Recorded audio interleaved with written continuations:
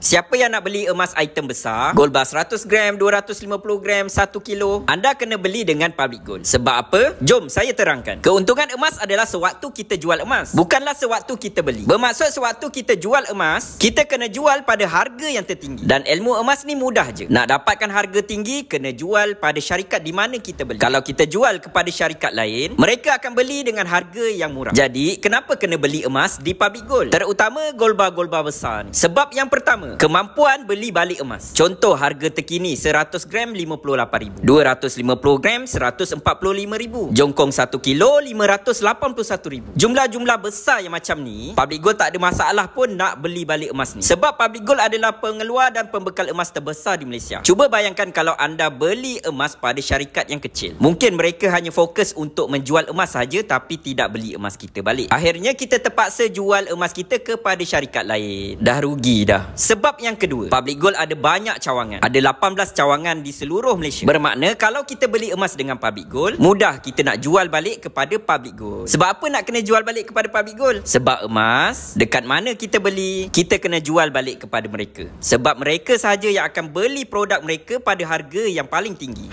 Itu dua sebab kenapa siapa yang nak beli gold bar besar ni kena pilih Public Gold. Cuba bayangkan kalau anda beli emas pada syarikat yang hanya ada ejen emas sahaja. Cawangan pun ada 1-2 je. Mampu tak ejen emas kita tu nak beli balik emas kita yang beratus-ratus gram, yang nilainya berpuluh-puluh ribu bahkan beratus-ratus ribu? Sebab tu siapa yang nak beli item besar atau nak kumpul sehingga beratus gram, mungkin Public Gold sesuai untuk anda. Oh, sebelum saya terlupa, siapa beli 250 gram, Public Gold akan bagi 1 gram percuma. Boleh buat full payment ataupun buat EPP 10. Promosi hanya untuk bulan November saja. Kepada yang belum lagi ada akaun Public Gold, boleh tekan link di bio atau boleh hubungi saya untuk saya bantu daftarkan akaun Public Gold secara percuma.